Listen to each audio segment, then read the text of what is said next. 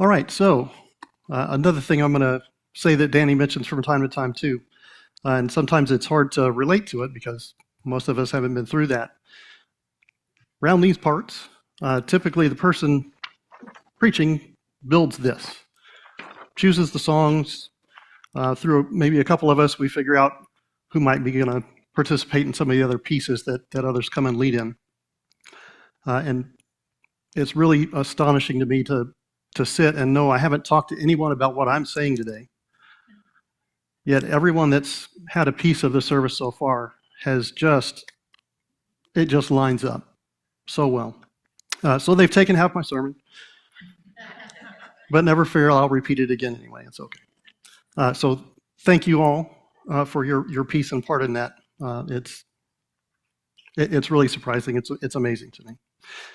So the sermon this morning is titled, Have You Been Called? And surely, I'll give you the spoiler alert, yes, we have all been called, and we will continue to be called. So that's the sermon in a nutshell. So I'm going to kind of present a few different ways. So this may seem a little disjointed. So if one piece of what I'm going to say today impacts you, great. There's a couple other pieces that may hit someone else. So we're just going to kind of talk through what being called might look like.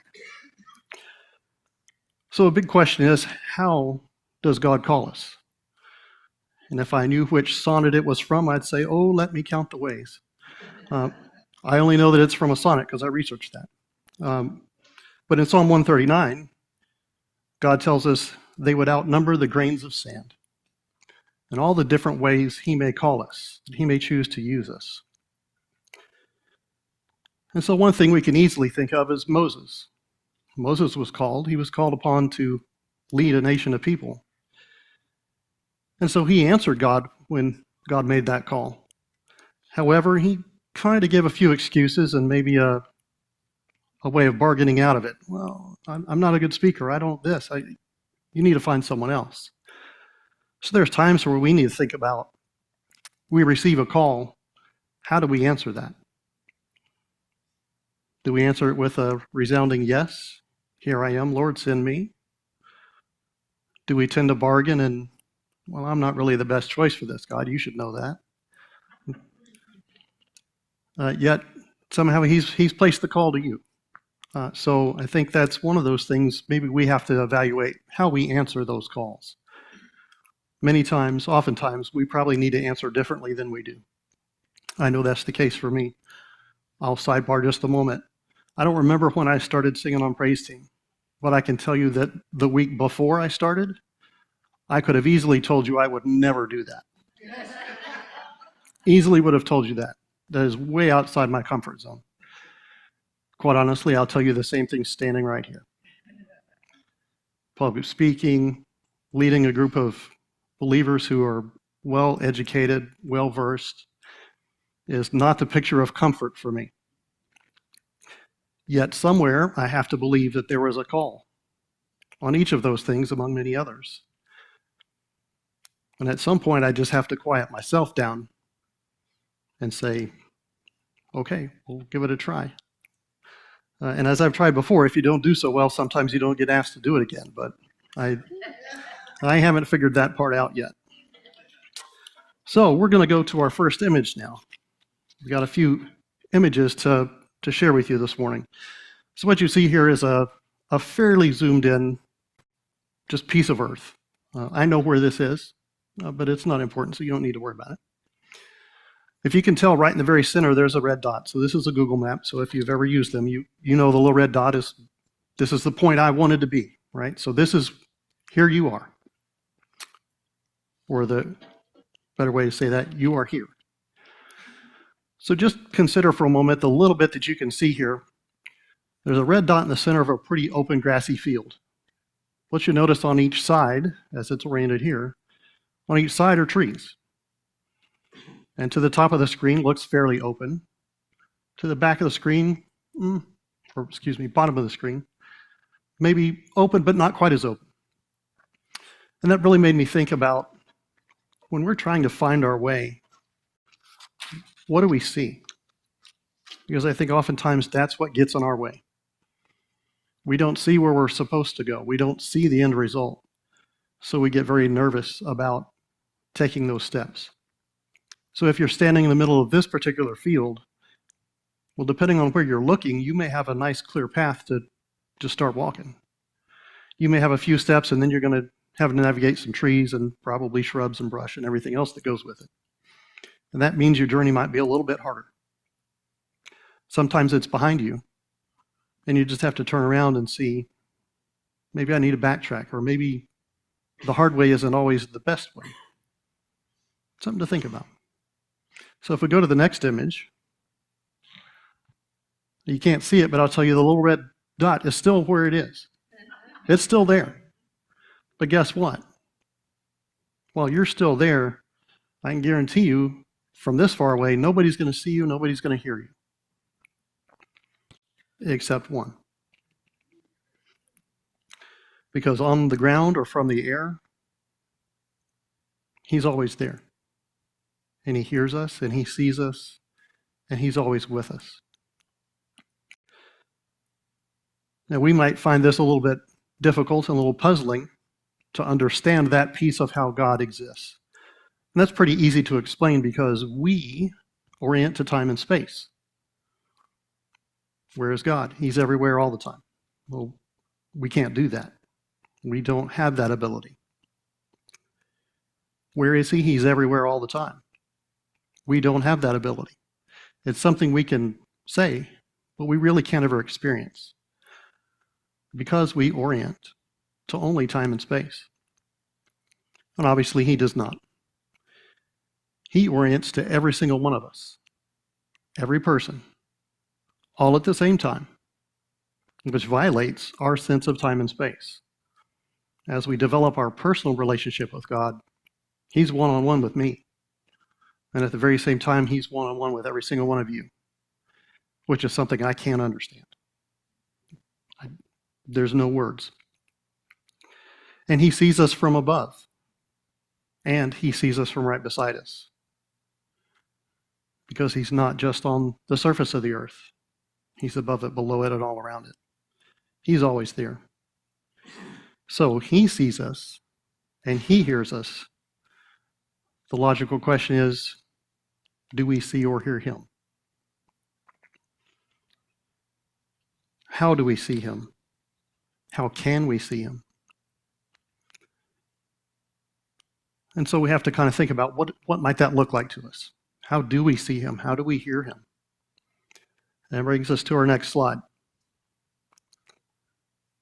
And you probably can't really tell what this is, and that's okay, because I'm going to explain it. And then after services, if you want to go look at it closer, you can just walk back into the FAC. So this is one of our banners. It was not one of our annual topics or themes. This is about our church aspiration. This was the background of that. So when we think about what does God look like, for me, that usually translates what does Jesus look like. They are one and the same. He's the one that we culturally have built a little bit more visual connection to. And on the surface of it, we've probably seen him represented in a drawing or maybe a movie. And so when we say Jesus, picture him, something else that we've seen that a person has done is what maybe comes to mind. And I'd offer up that he's much deeper than that. He's much more than anything any person could have done to describe him. And so again, to talk about our background, this background is actually I don't even know how many, I'm sure hundreds of pictures, maybe thousands, of people from this church. They're on the screen right now. So it's a little small. And so if we go to the next banner, or the next image, it helps us a little bit. It's not much better. This is just zoomed in. And even then, you may be looking at fewer than 100 photos now. But now you're starting to see some faces, some representation. And I would offer up that God can look like anybody you know because of how he uses us and how he chooses to work through us. So I would say he's here, and he's using us, each and every one of us.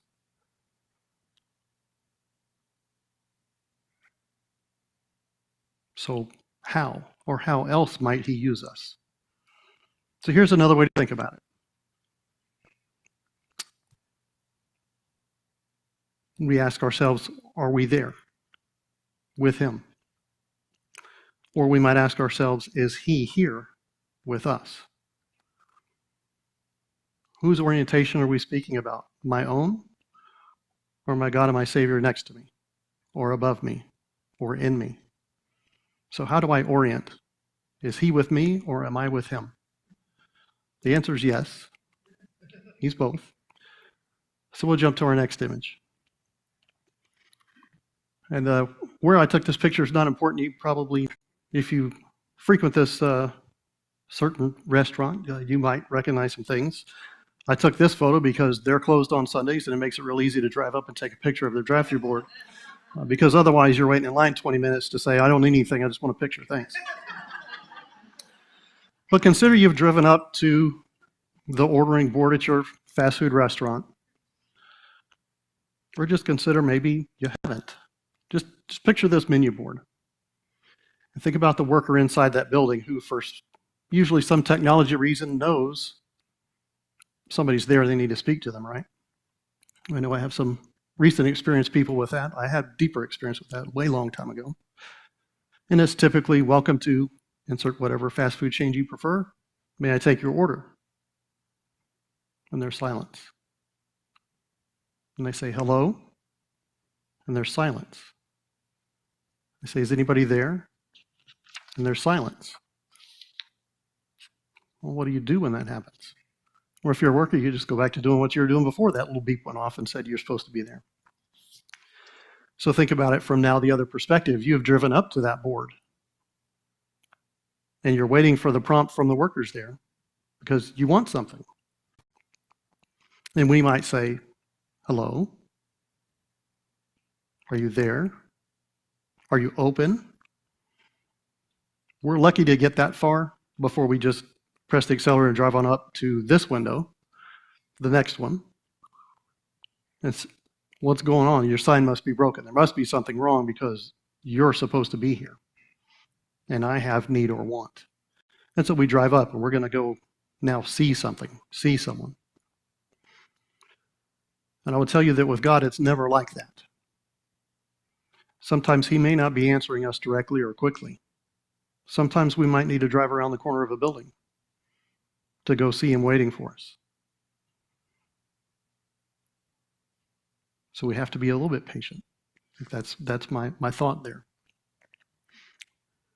And that brings me to another idea, another concept. Our next image. It's like that phone call. And especially if you get one that says unknown. Do we answer that one? Usually not. Now they're getting a little bit better now. You got spam risk and all other kinds of things. It helps you filter a little bit. But that is a question.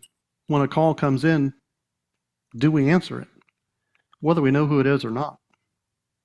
Sometimes not. Sometimes we screen it and we see who it's supposed to be. Well, I don't want to talk to that person right now. My concern with my own self, is it God calling? Even if it's through a person that's on my caller ID that I know. Is that an opportunity I'm passing because I won't answer the call? So I have to get better about that for sure. Not that I've screened any of you. So I have a different phone for that. So work phone, maybe. So that begs the question then, do we screen his calls? Even when we know he's the one calling. Do we screen that call? Do we not answer it because we're worried, scared, afraid, anxious about what he might be about to ask us to do? And that's probably a key component. He is asking. Very rarely do I think he's telling. He has seen fit to give us that free choice, which is usually what gets all of us in trouble. That's certainly the case for me. But remember that when he calls us his. We are named, not by the names that we choose to use here. He has a unique, separate, individual name for each one of us. And when he calls us, he's calling each one of us specifically. When he called Moses the one that was to lead. Moses could have said, "You got the wrong Moses. There's another one 3 pastures over. He's the guy. I've heard him talking to his sheep. Let me tell you. He's ready." That's not the way God works. It's an individual basis. And so I find it interesting also that he sent Christ here to die for us. And when that happened,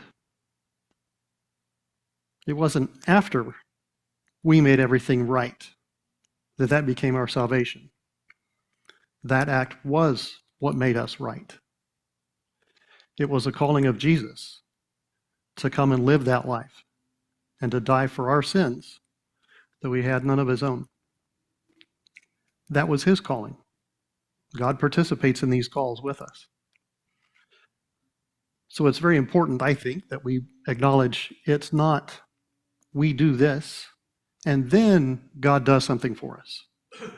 And oftentimes we approach God and say, "Well, God, if you'll do this, then I'll act right. If you'll do this for me, then I'll make sure I go to church every week. I'll make sure I give more to the church. I'll make sure I quit doing the things I shouldn't do because I already know I shouldn't. But for me to bargain with you, God, you give me something else that I want, and then I'll see about doing your will." And we know that's just simply not how he set it up. We're not in the bargaining position here. But I find it very interesting and impressive. He gives us not because we've done something to receive it. He gave it first and asked only that we continue. In Ephesians 2:10, we are all called to the path he sets before us. And I tried not to go down the path thing. I've talked about paths before with you all, but we're going to just a little bit because it fits. And so in Ephesians 2:10, "For we are God's handiwork, created in Christ Jesus to do good works, which God prepared in advance for us to do." So he set a path. Our task is to now go down that path. And I'll tell you, there's always a path, even when we can't see it or when we don't know where it leads. And that brings us to our next image. So here's a nice little path. It's a little more overgrown than the first image I shared with you. We're kind of in an open field for a few feet at least. This one definitely, there's a way to go. Going to the right or the left, you will encounter some difficulty. And you'll no longer be on the path that you see before you.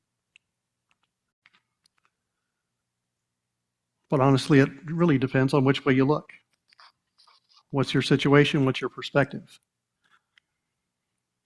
And the scary thing here is we can't see the end. The proverbial light at the end of the tunnel, well, it's maybe a little bit lighter at the end of this path. Does that mean it's the end of the wooded area and we're where we're supposed to be? We don't know that. Most likely not. Maybe there's a little chance to look up, reflect on where he's taken us, and trust in where he's continuing to lead us. But I think there's a few guarantees even of looking at this picture. There are no dead-end paths with God. No path is ever a dead end. It always leads you precisely where he needs you to be. And the path he does give us, I believe, connects us with where we are to where he needs or wants us to be. The purpose of the path is for us to move along it, not stand still and watch everything grow around us to become overgrown and no longer a path. Our goal is to move down the path. And maybe we reach the end in this little clearing, maybe that happens at the end of the image we can see. I'd be pretty sure the path continues because it can't dead end. That reminded me of Romans 11:33. "Oh, the depth of the riches of the wisdom and knowledge of God. How unsearchable his judgments and his paths beyond tracing out. So even when we try to think, where's God leading me? What's going to happen? Where will I go next? It is impossible. The same way it was impossible for me to tell you I would stand and sing into a microphone, or stand here and speak into this microphone and try to tell you something so that we can all grow together.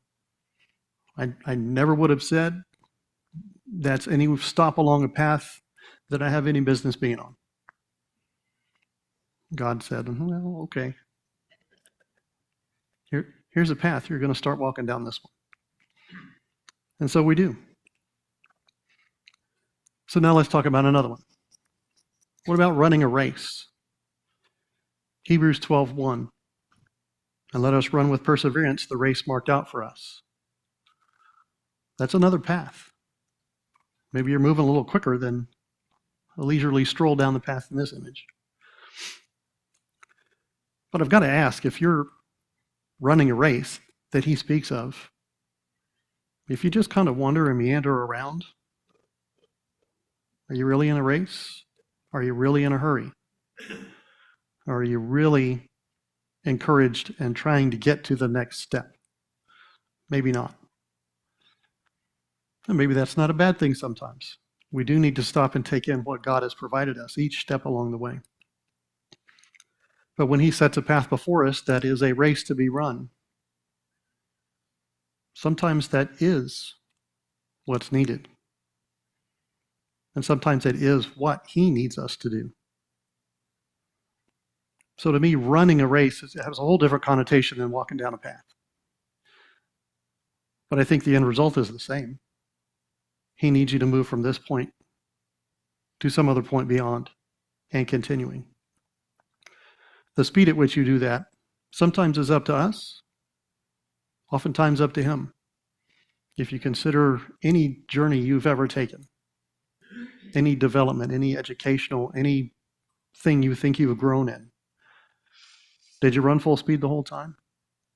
Did you run some, jog some, walk some, sit some, fall down some?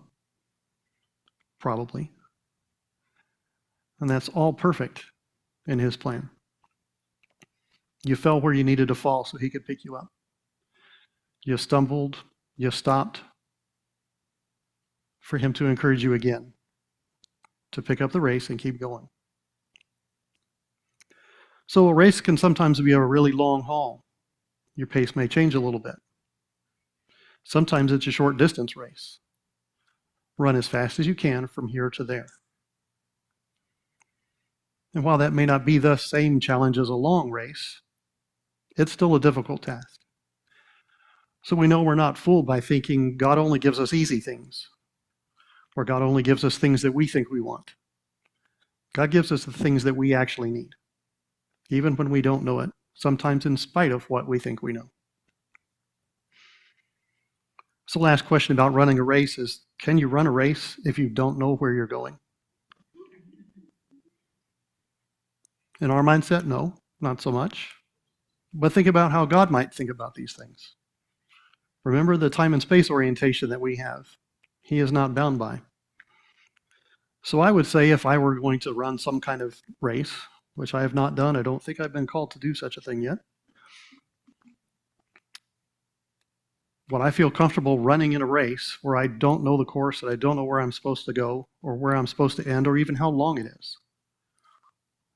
Well, me, the human, no, I wouldn't sign up for that. Now, maybe I would if I knew there were markers all along the way.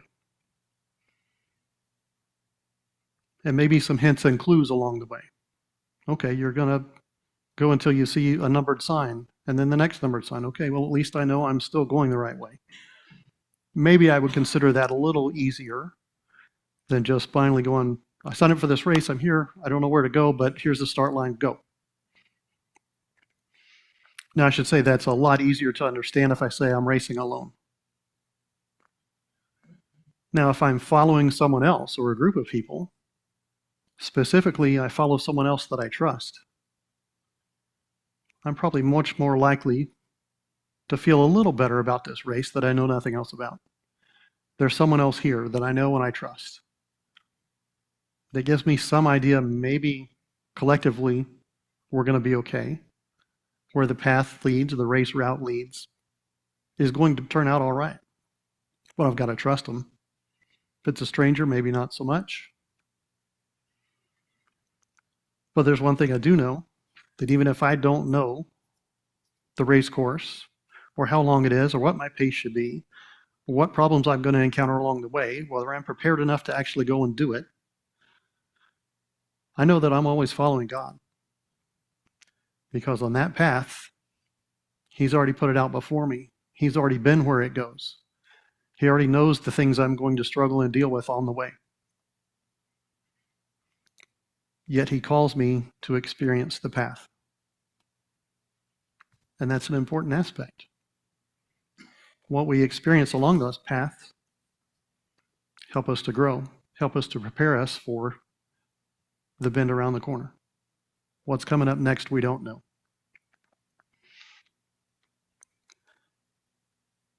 And so that brings me back to remembering that we are His hands and feet. And we'll jump back to our next image now.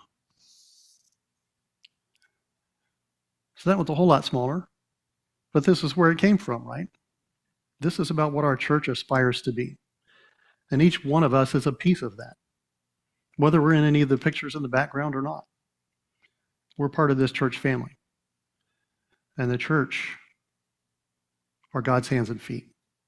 Every individual on that screen are His hands and feet. Everyone since then and before then and will come after are His hands and feet.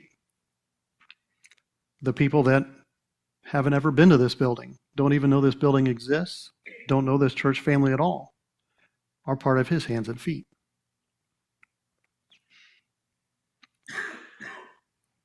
One of our theme scriptures, our main one, Romans 8:28.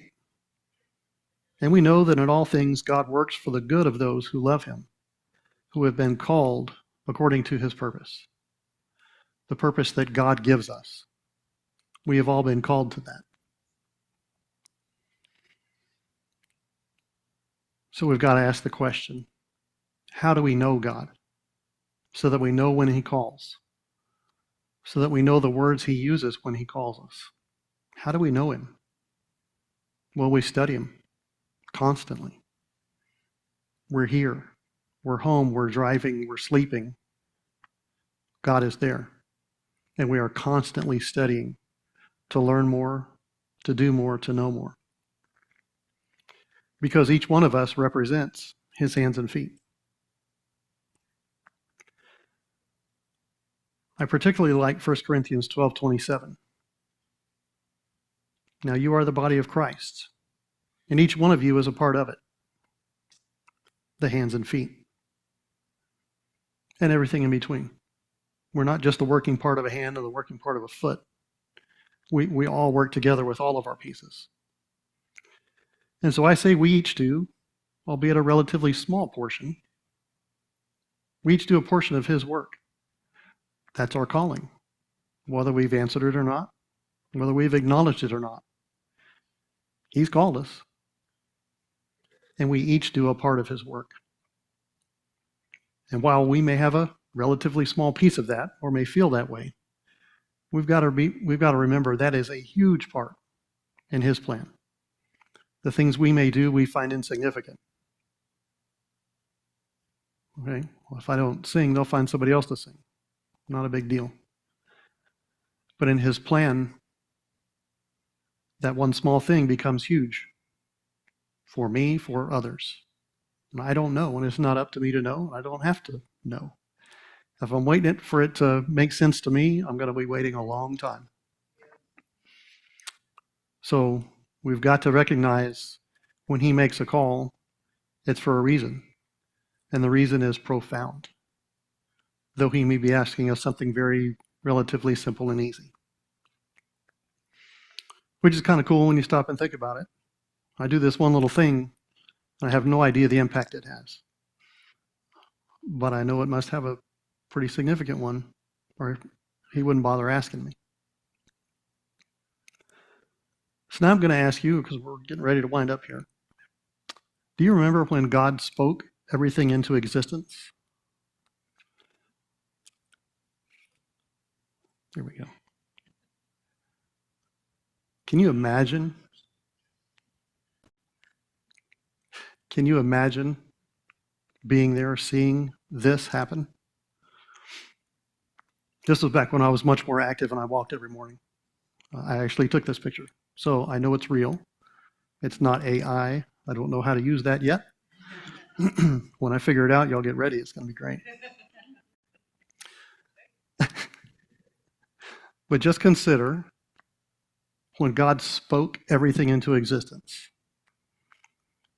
And think about how that looks, whether it looks like the image you see on the screen or anything else you'd like to float in. And stop for just a moment and think about when he calls you. He's using the same voice that spoke everything into existence, that created our world, that made sunrises like this, that made each and every person you've ever known. He calls us with the same voice that he made all of that. And my guess is he has the same big plans for each one of us as he did when he made things like this. Because I have to believe that to him it's all the same. We think of the earth, a sunrise, a sunset. Again, any imagery you can think of to think about, God's in that. I can see it. Think about how each one of us is the exact same to him. Not just the same, but no different. We're each this sunrise to him, full of the promise that we can help, the promise of what we can do. That's pretty amazing stuff. So I'll say with that same voice, the big plans he calls us to is that he calls us by name to him, and he calls us to action for him, and he calls us to listen to him, and he calls us to know him, and he calls us to be him as he works through each one of us. And I'll say we do that by progressing, just taking one step at a time. Down the path, toward the scary thing, toward the opening, toward the light. We're taking one step. And that's how we progress. And ultimately, that's really all it takes. It's one step to hearing him call us. It's one step down the path. It's one step in the right direction. It's one step coming down to the front whenever we have a need that our church family can help us with. And it's one step closer to being him. So now, I'd like us to stand and sing to our God. I'm going to have a few words after that song. But if you would, please stand, and we will sing together, I Stand in Awe, which should be our daily.